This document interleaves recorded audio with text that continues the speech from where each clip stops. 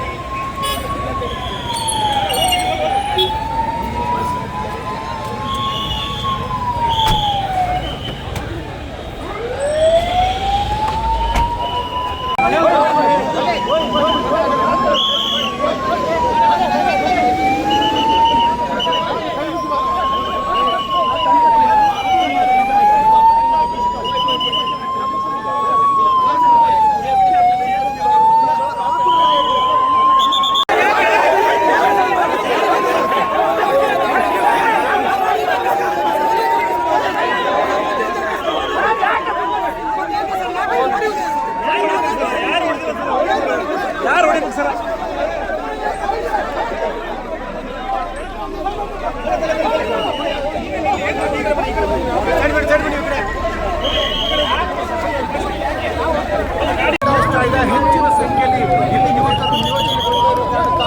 ಲಾಠಿ charge ಮಾಡುವಂತಹ ಎಚ್ಚರಿಕೆಯನ್ನು ಕೊಡ್ತಾ ಇದ್ದಾರೆ.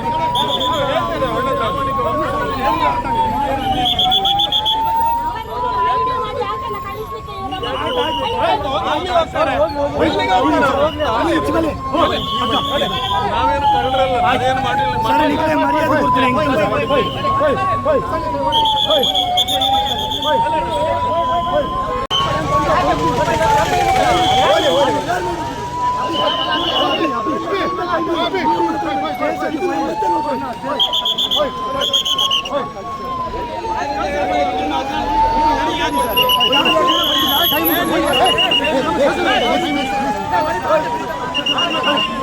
ಇವತ್ತಿನ ದಿವಸ ಸಂಜೆ ಸುಮಾರು ಒಂದು 5-5:30 ಗಂಟೆಗೆ ಧರ್ಮಸ್ಥಳ ಪೊಲೀಸ್ ಠಾಣೆಯ ವ್ಯಾಪ್ತಿನಲ್ಲಿ ಯೂಟ್ಯೂಬರ್ಸ್ ಕೆಲವೊಬ್ಬರಿಗೆ ಸ್ಥಳೀಯ ಜನ ಅಟ್ಯಾಕ್ ಮಾಡಿದ್ದಾರೆ ಎಂದು ಒಂದು ಮಾಹಿತಿ ಬಂದಿದೆ. ಈ ಹಿನ್ನೆಲೆಯಲ್ಲಿ ಅದು ಪಾಂಗ್ಳದಲ್ಲಿ ಆಗಿದೆ ಎಂದು ಬಂದಿದೆ. ಸೊ ತದನಂತರ ಯೂಟ್ಯೂಬರ್ಸ್ ಹಾಸ್ಪಿಟಲ್ನಲ್ಲಿ ಅಡ್ಮಿಟ್ ಆಗಿದ್ದಾರೆ. ನಂತರ ಅಲ್ಲಿ ಇದು ಒಂದು ಧರ್ಮಸ್ಥಳದವರು ಪರವಾಗಿ ಇರುವ ಸ್ಥಳೀಯರು ಮತ್ತು ಯೂಟ್ಯೂಬರ್ಸ್ ಸೌಜನ್ಯ ಹೋರಾಟಗಾರರು ಎಂದು ಯೂಟ್ಯೂಬರ್ಸು ಅವರಿಬ್ಬರ ಮಧ್ಯೆ, ಅಂದರೆ ಇವರು ಧರ್ಮಸ್ಥಳದವರು, ಇವರ ಪರವಾಗಿರುವವರು ಯೂಟ್ಯೂಬರ್ಸನ್ನು ಅಸಾಲ್ಟ್ ಮಾಡಿದ್ದಾರೆ ಎಂದು ಒಂದು ಕಂಪ್ಲೇಂಟನ್ನು ಕೊಟ್ಟಿದ್ದಾರೆ.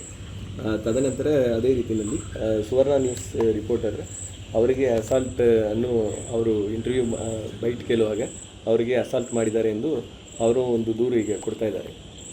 ಮತ್ತು ಇದರ ಸಲುವಾಗಿ ಈ 2 ಗುಂಪನ್ನು ಮಧ್ಯದಲ್ಲಿ ನಿಂತಿದ್ದಾಗ ಪಾಂಗ್ಳದಲ್ಲಿ ಪೊಲೀಸ್ ಸುಮಾರು ಒಂದು 5:30-6 ಗಂಟೆಗೆ ಒಂದು ಲಾಠಿ ಚಾರ್ಜ್ ಮಾಡಿ ಕ್ರೌಡನ್ನು ಡಿಸ್ಪರ್ಸ್ ಮಾಡಿರ್ತಾರೆ.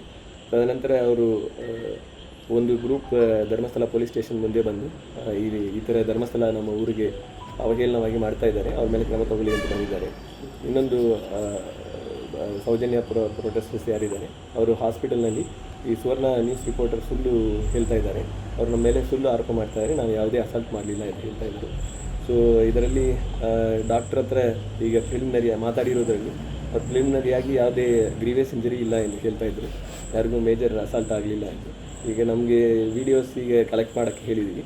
ವೀಡಿಯೋಸ್ ಕಲೆಕ್ಟ್ ಮಾಡಿದ್ರಲ್ಲಿ ಯಾವುದು ಏನು ಅಸಾಲ್ಟ್ ಮಾಡಿರೋದು ನಮಗೆ ಇನ್ನೂ ಸಿಗಲಿಲ್ಲ, ಅದನ್ನು ಕಲೆಕ್ಟ್ ಮಾಡ್ತೀವಿ. ಒಂದು ಗಾಡಿಗೆ ಗ್ಲಾಸ್ ಡ್ಯಾಮೇಜ್ ಮಾಡಿರೋದು ನಮಗೆ ವಿಡಿಯೋದಲ್ಲಿ ಸಿಕ್ಕಿದೆ.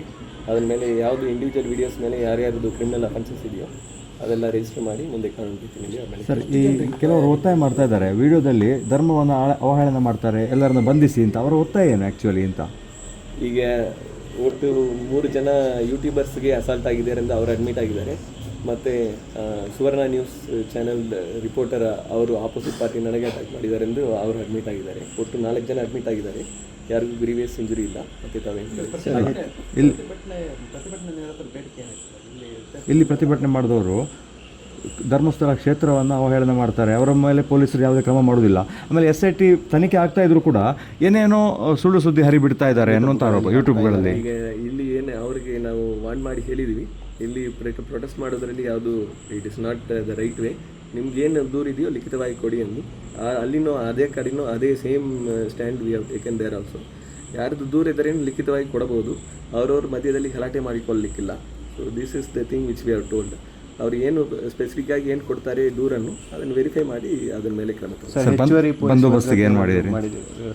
ಈಗ ಇವತ್ತು ಸಂಜೆ ಅದು SIT ತಂಡ ಅದೇ ಟೈಮಿಗೆ ಅವರು ಇನ್ವೆಸ್ಟಿಗೇಷನ್ ಕಂಪ್ಲೀಟ್ ಮಾಡಿ ಹೋಗ್ತಾ ಇರೋದ್ರಿಂದ ಸ್ವಲ್ಪ ಬರೋದಕ್ಕೆ ಡಿಲೇ ಆಗಿದೆ ಪೊಲೀಸ್ ಅಟೆಂಡ್ ಮಾಡಲಿಕ್ಕೆ. ಬಟ್ ಈಗ ಮುಂದೆ ನಾವು ಅಡಿಷ್ನಲ್ ಫೋರ್ಸ್ ಇದ್ದರು, ತಮ್ಮೆಲ್ಲರೂ ಗೊತ್ತಿದೆಯೇ SITಗೋಸ್ಕರ ಎಷ್ಟು ಜನ ಇದ್ದರು ಎಂದು. ಇನ್ನೂ ಅಡಿಷ್ನಲ್ ಫೋರ್ಸನ್ನು ಆಲ್ರೆಡಿ ಡಿಸ್ಪ್ಯಾಚ್ ಮಾಡಲಾಗಿದೆ. ಅಡಿಷ್ನಲ್ 3 KSRT ಬಂದಿದೆ, ಸೊ ಅದನ್ನು ಡಿಸ್ಪ್ಯಾಚ್ ಮಾಡಿ ಪೊಲೀಸರ ಮೇಲೆ ಹಲ್ಲೆ ಆಗಿದೆ ಅಂತ ಹೇಳ್ತಾರೆ. ಸುಳ್ಳು ಮಾಹಿತಿ ಇಲ್ಲ, ಪೊಲೀಸ್ನವ್ರ ಮೇಲೆ ಹಲ್ಲೆ ಆಗಿದೆ, ಪೊಲೀಸ್ ಗಾಡಿಗೆ ಏನೋ ಡ್ಯಾಮೇಜ್ ಮಾಡಿದ್ದಾರೆ ಎಂದು ಅದು ವದಂತಿ. ಅದು ಆ ಥರ ಯಾವುದು ಸರ್. ಈಗ ಯೂಟ್ಯೂಬ್ನಲ್ಲಿ ಬರುವ ಅವಹೇಳನ ವಿಷಯಗಳನ್ನು ದಾಖಲೆಯಾಗಿ ಕೊಟ್ಟರೆ ನೀವು ಅದನ್ನು ಇದು ಮಾಡ್ತೇನೆ. ಈಗ ದಾಖಲಾತಿಗಳು ಕೆಲವೊಂದು ಈಗಾಗಲೇ ಅದು ಎಲ್ಲ ಕೋರ್ಟ್ನಲ್ಲಿ ಇದೆಯೇ, ಹಲವು ವಿಚಾರಗಳು ಅವರು ಬ್ಯಾಂಗ್ಳೂರು ಕೋರ್ಟ್ನಲ್ಲಿ ಮತ್ತು ಹೈಕೋರ್ಟ್ನಲ್ಲಿ ಈಗಾಗಲೇ ಇದೆ. ವಿತ್ ರಿಗಾರ್ಡ್ ಟು ಡಿಫಮೇಷನ್ ಅದು ಸಂಬಂಧಪಟ್ಟವರು ಅದು ಕೋರ್ಟ್ನಲ್ಲಿ ದೂರನ್ನು ದಾಖಲಿಸಬೇಕು. ಅದನ್ನು ಬಿಟ್ಟು ಉಳಿದ ಯಾವುದು ಕ್ರಿಮಿನಲ್ ಅಫೆನ್ಸಸ್ ಇದೆಯಾ ನಾವು ಅದನ್ನು ವೆರಿಫೈ ಮಾಡಿ ಅವ್ರು ದೂರು ಕೊಟ್ಟರೆ ನಾವು ತೊಗೊಳ್ತೀವಿ. ಈಗಾಗಲೂ ನಾವು ಸೋಷಿಯಲ್ ಮೀಡಿಯಾದಲ್ಲಿ ಯಾವುದೇ ಅವಹೇಳನ ಮಾತು ಬಂದ್ರೇನು ವಿ ಆರ್ ಟೇಕಿಂಗ್ ಕಂಪ್ಲೇಂಟ್ಸು. ಆ ಥರ ದೂರು ಕೊಟ್ಟರೆ ನಾವು ಅದನ್ನು. ಸರ್, ಈಗ SIT ತನಿಖೆಯ ಬಗ್ಗೆ 100 ಶವಗಳು ಸಿಕ್ಕಿತ್ತು ಅನ್ನುವಂಥ ಹೇಳಿಕೆಗಳು ಬಂದಿರೋದ್ರಿಂದ ಇವತ್ತು ಈ ಪ್ರೊಟೆಸ್ಟ್ ಆಯಿತು ಅಂತ ಹೇಳ್ತಾ ಇದ್ದಾರೆ. ಈಗ ಅದು ಅವರು ಅಂದರೆ each side had their own stand. So ಅದು ಅವ್ರದ್ದು ಸ್ಟ್ಯಾಂಡ್ ಅದು ಆ ಥರ ಇದೆಯಾ? ಅದು ನೀವು ಆ್ಯಸ್ ಐ ಟೋಲ್ಡ್ ಅವ್ರದ್ದು ಸ್ಟ್ಯಾಂಡ್ ಈ ಥರ SIT ಅವರು ಆ ಥರ ಹೇಳ್ತಾ ಇದ್ದಾರೆ. ಬಟ್ ಯಾವುದು ನಿಜ ಸತ್ಯ ಎಂದು that should be an approved statement from the SIT. ಈಗ ಇಲ್ಲದೆ ನಾನು ಅಥವಾ ನೀವು ಅದನ್ನು ಊಹಿಸಲಿಕ್ಕೆ ಆಗಲ್ಲ. There may be lot of things which SIT ಅಧಿಕೃತವಾಗಿ ಒಂದು ಹೇಳಿಕೆ ಕೊಡುವ ತನಕ ದಿಸ್ ಕೈಂಡ್ ಆಫ್ ಗೆಸ್ಸಿಂಗ್ ಮಾಡೋದು ಬೇಡ. SIT ಎಂದು ಸ್ಪೆಷಲ್ ಇನ್ವೆಸ್ಟಿಗೇಷನ್ ಟೀಮ್ ಒಂದು ಡೀಟೇಲ್ ಇನ್ವೆಸ್ಟಿಗೇಷನ್ ಮಾಡಿದೆ, ಹಿರಿಯ ಅಧಿಕಾರಿಗಳಿದ್ದಾರೆ.